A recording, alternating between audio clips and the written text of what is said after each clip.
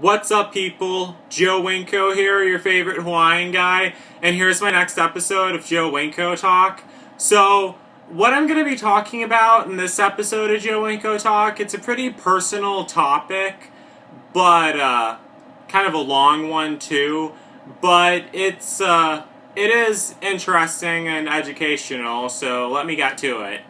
Now, I actually have. How am I going to say this? What I'm going to be talking about is like a health condition called type 1 diabetes, and it actually affects me because I have type 1 diabetes. What type 1 diabetes is it's a condition where you can't when someone eats food and it doesn't turn into energy at all. Cuz with normal humans, when they eat food, it automatically converts into energy because their pancreases produces insulin, and the insulin converts the food and carbohydrates into energy. But my pancreas, because I have diabetes, doesn't produce insulin, so the food does not get turned into energy or anything, and instead it collects in the blood and it causes my blood sugars to go high. And when your blood sugars are high, it causes a lot of problems throughout your whole body. It affects everything. So someone with type 1 diabetes has to inject insulin. They have to take shots all the time. That's why in all my episodes of Joe Winko Talk, that's why you always see these. Okay, that's why you always see these boxes. And what's in these boxes? Let me show you. Are these my needles that I use to inject myself with? To inject my insulin with. Let me show you how big one of the needles are. So, there's two different kinds of insulins that I need to inject myself with. One is long-lasting insulin called Lantus, and this one's actually empty. And I give this shot once a day. And another one is Humalog insulin, or some people take Novolog insulin, but I take Humalog insulin.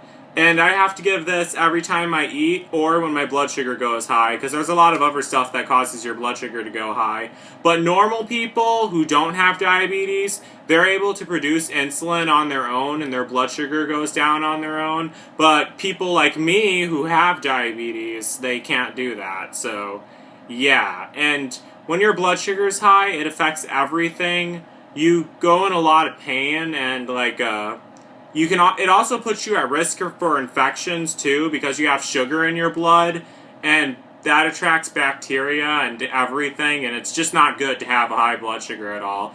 And also, in extreme cases, high blood sugar can actually kill you, and you can die from it if your blood sugar stays high too long, and you can go into a coma and die from it too.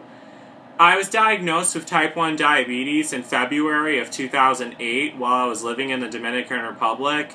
How we found out was my uncle had to take me to the emergency room because I got really sick one day, well, for the whole entire week. We thought it was just the flu or something, but I got really sick and I lost energy, but also because I started losing weight really fast because when you have diabetes and it's not being treated at all, your body looks for another source of energy, so it starts eating up all your body fat and using that as energy instead. And that actually kind of still happens even when you do have it treated, sometimes. Like for me, that's why I'm so skinny all the time. But your body starts eating up all the body fat and starts using it as energy, and then but when that happens, it puts poison in your blood, and that can cause a lot of complications. It's called ketoacidosis, the old poisons that go into your blood, and it made me get really sick. I couldn't move or anything. Well, I could move, but I had almost no energy at all. I was feeling sick. Also, extreme thirst, because that's another thing that happens when your blood sugar is high. You have dehydration and you feel really thirsty all the time, and you always have to drink water over and over again. And one morning I just got really sick and I couldn't move, and I felt like I was throwing up, and it was the worst pain ever cuz I couldn't really describe it, but I was in a lot of pain, and my uncle just knew something was wrong, so he threw me in the back seat of the car and he drove down to the hospital, and they told me I have type 1 diabetes, and they told everything that happened, and I'll have to be taking insulin shots for the rest of my life because it's incurable. He got really sad and he started crying. I never seen my uncle cry that much before, but he got really sad and he started crying, and I felt really bad too. But you know, after a while, I just didn't really care. It was just one thing. It was just one thing I have to do, but it does affect your life though when you have to give shots and take insulin. Because also when your blood sugar is high or low, that's another problem people with diabetes has. It affects their mood too. Because when my blood sugar is high, I don't feel like doing anything. Like if I'm filming a video for YouTube, I don't want to film it anymore because my blood sugar is high and I feel unmotivated. It like drains the motivation right out of you. And especially when I'm at work or school and my blood sugar is high, it's just not good at all. And then I have to pull out a needle and inject myself. And then people are thinking, what the heck, is that dude on drugs? And I'm like, no, it's my insulin, stupid. So yeah, but that doesn't really happen that often. People think I'm on drugs. They usually know right away that it's insulin. But how you tell if your blood sugar is high or low, what it's supposed to be is between 80 and 150. And here's this thing. Let me show it to you. Oh god, I have a few used testing strips in there. Let me get rid of those. This is my glucometer, or my diabetic blood sugar meter, whatever the hell you want to call it. This is what I use to check my blood sugar. These are the little testing strips I have to use. And this is the thing I use to stick my finger with, and this is the thing that reads my blood sugar. Let me show you how it works. So first, hold on one second. Alright, here's this. You have to put one of these. These are my testing strips. I'll show you one up close, just one second. These are my testing strips that I have to use. So you put these in here, and you wait for it to turn on, like it is now. And now it's asking me for a blood sample. I'm not sure how well you guys can see that on screen, because the screen's really bright. So, to get a blood sample, this thing has a little needle in it. Put it up to one of your fingers, and you push the button, and it sticks your fingers. And then you have to push your finger so the blood comes out. I'm not going to show you guys that because I'm not sure how squeamish you guys are. Then you have to make sure this little stick thing sucks it all up. And then you wait for it to load. So right now my blood sugar is 121. So that's, not sure how good you guys can see that. So that's normal, so I don't have to take insulin or anything. But it could be dropping or it could be falling, so I have to make sure to check on that. And if it was falling, I'd have to have some juice or candy or something so it doesn't get too low, just so I have enough sugar in my blood. And if it's rising, then I have to give some insulin to correct it. And you can still, there's like a common misconception that diabetics can't have any candy at all or else they'll die. You actually can have candy, you just have to remember to give insulin for it. Like me, I eat a lot of candy, and I always have been and always will. But I eat a lot of candy, but you just have to remember to give insulin for it, because if you don't give insulin for it, it'll make you sick. So, hold on one second, just need to wipe my finger because it's still bleeding. But yeah, I have to do that 4 times a day. But there's also one more thing. They also don't know what causes type 1 diabetes. It just happens to some people, and some people just get it sometimes. It mostly happens to kids. There is type 2 diabetes, which is caused by overeating and obesity.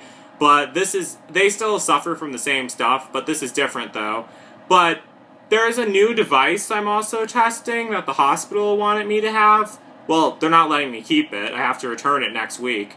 But it's a blood sugar beeper or something. Well, I might be able to keep it if they if it works out good. Well, actually they are planning on giving me one. Okay, so never mind, because I have to go to the hospital and get my diabetic checkup every 3 months, and they recommended this so my blood sugars don't fall. Because if your blood sugars, if they're going down while you're asleep, when my blood sugars usually drop when I'm asleep in bed.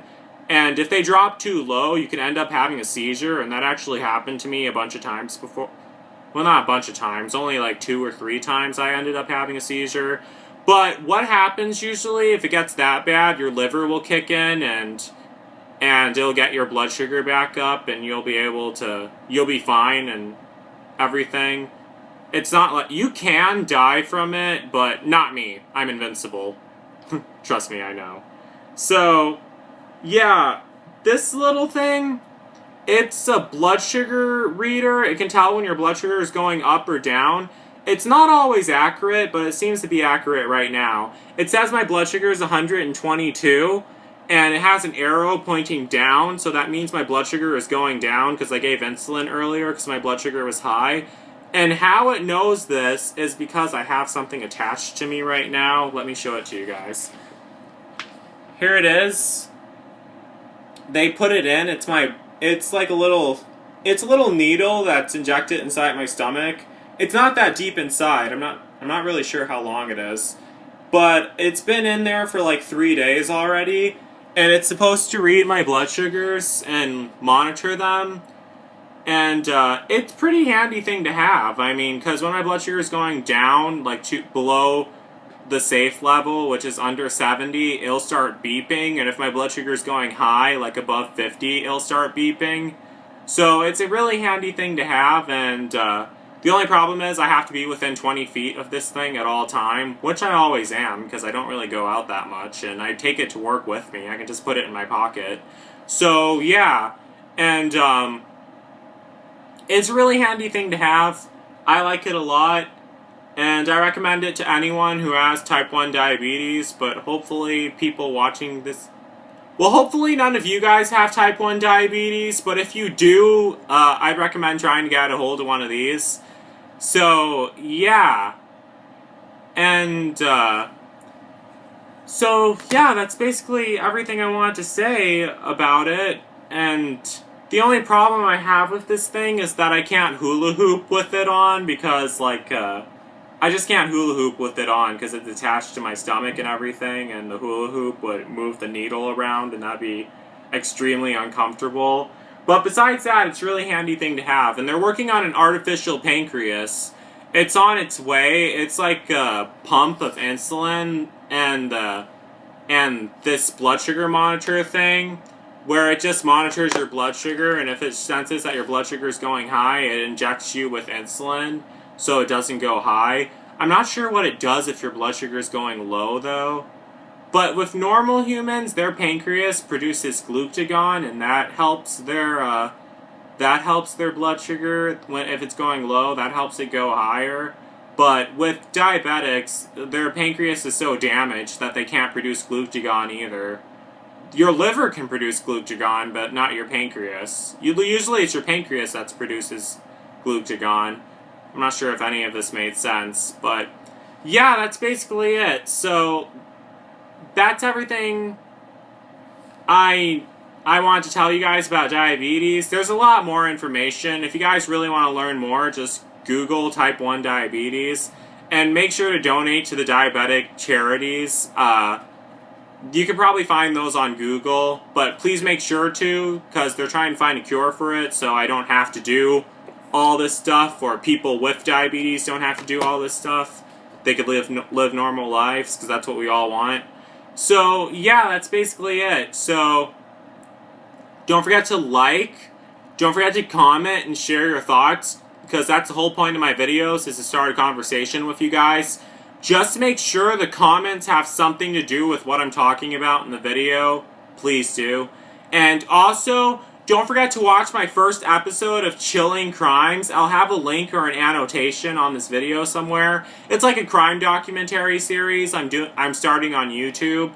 It's I just posted the first episode earlier this morning, and it's a pretty it was a pretty sad and depressing episode, but if you want to watch it, just go ahead and watch it. I'll have the link to it on this video.